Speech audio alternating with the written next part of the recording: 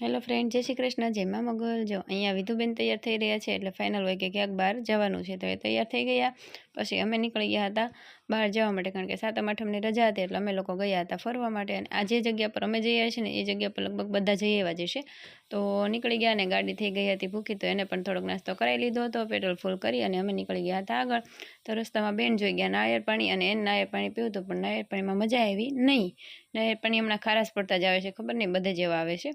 હવે આપણે ત્યાંથી પણ આગળ નીકળી ગયા અને હાઈવે પર ચડી ગયા હતા. તો હાઈવેમાં આગળ જતાં જો આ વ્યૂ બહુ મસ્ત આવ્યો, કુદરતી રમણીય વાતાવરણ હતું. અને જો કે આપણે જ્યાં જઈ રહ્યા છીએ ને ત્યાં આનાથી પણ બેટર અને આનાથી પણ બહુ મસ્ત વાતાવરણ છે.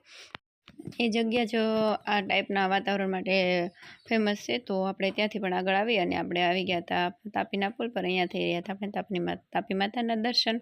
હવે ત્યાંથી આપણે આગળ આવ્યા ત્યાં રસ્તો તો અમે જોયો જ છે કે ખબર જ હોય, આ સાઈડ આવ્યા એટલે રસ્તા ખરાબ જ છે. તો અહીંયા પણ રસ્તો થોડોક ખરાબ આવતો હતો. પછી જો ગાડીમાં બેઠા બેઠા બેન રસ્તો ખરાબ આવ્યો એટલે મોઢું બધું બગડતું હતું, થોડુંક એને પ્રોબ્લેમ આવતા હતા. એ તો પછી આગળ જતાં એની મજા પણ બહુ મસ્ત હતી. પણ જો આગળ જતાં આપણે જે જગ્યા પર જવાનું હતું તે અહીંયાથી જ અમને દેખાય છે. અને આ છે ત્યાંનો જ વ્યૂ. કદાચ બધા સાતમ આઠમ પણ ગયા જશો, બહુ બધું પબ્લિક હતું ત્યાં, ફૂલ ટ્રાફિક હતી. એટલે અમે તો જો કે ગયા પણ અમારે પાછું આવવું પડ્યું હતું, એવું હતું. એ બધું આગળ તમને કહું છું, બ્લોગમાં કન્ટિન્યુ રહેજો. તો આ જો ત્યાંનું ટ્રાફિક અહીંયાથી જ કદાચ અંદાજિત 3-4 કિલોમીટર દૂર હતા ને ત્યાં જ અમને પબ્લિક દેખાવતું હતું કે નાના ટ્રાફિક હશે ત્યાં બહુ જ. તો આગળ જતાં અમને એક આ નજારો જોવા મળ્યો. આ માટીના ઘર છે અને એ પણ ડબલ ફ્લોરમાં છે, પહેલો અને ઉપર એ રીતના. તો કઈ રીતે બનતા હશે પણ છે બહુ મસ્ત એ. અને આ સાઈડ અમને માટીના ઘર જ જોવા મળ્યા, ક્યાંય ઈંટોનું કે એવું કોઈ સણતર જોવા ઓછું મળ્યું હતું, નહીંવત હતું. અને આ જો પબ્લિકનું બધું બેસવા માટે માણસો બહાર આવી ગયેલા છે તે. અને અમે જો કે પહોંચી ગયા હતા ત્યાં. હજુ અહીંયાથી તો 2 કિલોમીટર અંદર જવાનું હતું. અને હવે આપણે પહેલાં બેન મેગી ખાવા માટે બેસી ગયા હતા. વિધુબેન ભૂખ્યા થઈ ગયા, ત્યાં પહોંચ્યા ત્યાં 12:30 જેવું થઈ ગયું. અને આ જે જગ્યા છે ત્યાં આપણે ગયા હતા. તો કોણ કોણ અહીંયા જઈ આવ્યું છે ને સાતમ આઠમ ઉપર એમને કહેજો. અને આ જગ્યાનું નામ છે બણભા હિલ સ્ટોલ્સ, કારણ કે બણભા દેવનો ડુંગર છે ને તે. તો આ બધાને અત્યારે ખ્યાલ જ હશે. હમણાં તો બહુ બધું પબ્લિક ગયું જો, અને પબ્લિકનો ક્રાઉડ જો કેટલું પબ્લિક છે. અને આ વિધુબેનના કિલોમીટર થઈ ગયા હતા પૂરા, કારણ કે ફૂલ જ ગરમી હતી અને ચાલીને ઉપર ચડવાનું પણ બહુ ઝાઝું હતું. એટલે વિધુબેનના કિલોમીટર પૂરા થઈ ગયા હતા પરાણે જો આવું બધું ખેલ કરતાં કરતાં મેં થોડેક સુધી તો પહોંચાડી. અને હું પણ થાકી જ ગઈ હતી, મારો પણ કોઈ. અને એમાં વચ્ચે હેરાન થઈ હું એવી કે મારા ચપ્પલ તૂટી ગયા રસ્તામાં, અને ફૂલ તડકો, કાકરી, એમાં ખુલ્લા પગે હાલવું પડ્યું હતું મારે. પણ વિધુબેન ન માન્યા એટલે અમે રિટર્ન આવતા રહ્યા હતા. અધવચ્ચેથી અમે પૂરો ડુંગર ચડ્યા ન હતા. પછી જો ત્યાં થોડાક નીચે બેઠા ને એમાં બેન આ જોઈ ગઈ. આ કોણે બાળપણમાં આપણા બાળપણમાં આપણે આ વસ્તુ જોયેલી છે ને આપણને ભણવામાં પણ આવતી. મારે તો જો કે આવતી હતી, જે લોકોને આવતી હોય કોમેન્ટ કરજો.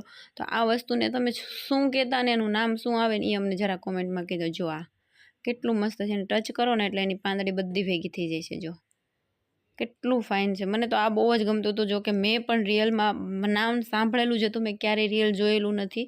આ ફર્સ્ટ ટાઈમ છે મેં જોયું ને વિધુને પણ બતાવ્યું છે. જો કેટલું મસ્ત છે. એને તમે ટચ કરો ને કે કોઈ પાંદડું આજુબાજુનું ટચ થાય ને તો પણ એની પાંદડી આ રીતે ભેગી થઈ જાય. તો આમાં થોડી વાર વિધુબેનને મસ્તી કરાવી એટલે એને ટાઈમ પાસ થઈ ગયો ને મૂડ થોડોક ફ્રેશ થઈ ગયો, કારણ કે ગરમી ફૂલ હતી. એટલે વિધુબેનને આવતો તો કંટાળો અને એને ત્યાં રહેવું જ નહોતું જો એનામાં. અને પછી આ વસ્તુ શું કહેવાય છે ને આને કોમેન્ટ કરજો કે આ એક દેશી ઓસડ કહેવાય ને એવું જ છે. પછી જો એટલી બધી ગરમીમાં આવું પાણી જોઈ જાય એટલે કોઈનો જીવ રહે જ નહીં. અને પાણી જોઈ ગયા એટલે વિધુબેન તો દોડીને પાણીમાં જતા રહ્યા. બસ મસ્ત પાણી છે મમ્મા. અને આ ઝરણું હતું કે વહેતું પાણી કહેવાય ને એ. તો જો આમાં તાજું ને બહુ મસ્ત પાણી હતું. તો અહીંયા વિધુબેનને મજા આવી ગયા, પગ ધોઈ લીધા અને ઠંડા થઈ ગયા. ને પછી અમે નીકળી ગયા હતા રિટર્ન, કારણ કે અમે બણભાદેવ ડુંગર નહોતા ચડ્યા, કારણ કે ગરમીના લીધે વિધુબેન થાકી ગયા અને વિધુને જવું નહોતું. વિધુ બસ હવે ઘરે જ ચાલો. તો હવે ત્યાંથી નીકળવાના રિટર્ન આવવામાં પણ અમને આટલું ટ્રાફિક નડ્યું કે એની વાત જ જવા દો. ફૂલ જ ટ્રાફિક હતું, કારણ કે અમે જે જોવા માટે ગયા હતા ને એ તો અમને જવાનું જ નહીં.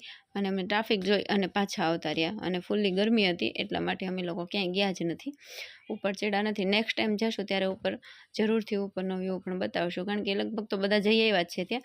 પછી જો રસ્તામાં થોડી વાર ઊભા રહ્યા હતા ને તો ત્યાંની વિધુબેનને જો એક પાન મળી ગયું ને એમાં આવું એક એક્સપિરિયન્સ કરવું હતું એને. મને કે મમ્મા આમાં આવી રીતના થાય ખરા, તું કર આવી રીતે કરીશ તો એમાં ફટાકડાનો અવાજ આવશે. મેં ટ્રાય કરી પણ થયું એકવાર ને એકવાર ના થયું. પછી ત્યાંથી અમે નીકળી ગયા હતા ઘર તરફ જવા માટે. પછી રસ્તામાં પણ જો અહીંયા આપણા આ બધું જે પબ્લિક છે ત્યાંથી જ આવતું હતું હજુ. પછી આગળ જતાં જો મને એક બહુ જ મસ્ત જોવા મળ્યું. આ આકાશમાં જે પક્ષીઓ હતા ને, કેટલું મસ્ત કંઈક બનાવીને લખેલું હોય ને એ ટાઈપમાં પક્ષી બધા હાલતા હતા. ખબર નહીં કુદરતી આ કેટલું એનામાં ટેલેન્ટ છે. બહુ મસ્ત હતું. વચ્ચે ઝાડ આવી ગયા એટલે નહીં દેખાણું. પછી જો ત્યાંથી થોડાક આગળ આવ્યા ત્યાં વિધુબેનને કરી હતી થોડીક રીલ શૂટ. થોડુંક આમ મસ્ત જોઈ જાય ને લોકેશન એટલે રીલ શૂટ કરવા માટે ઊભું જ રહી જવાનું.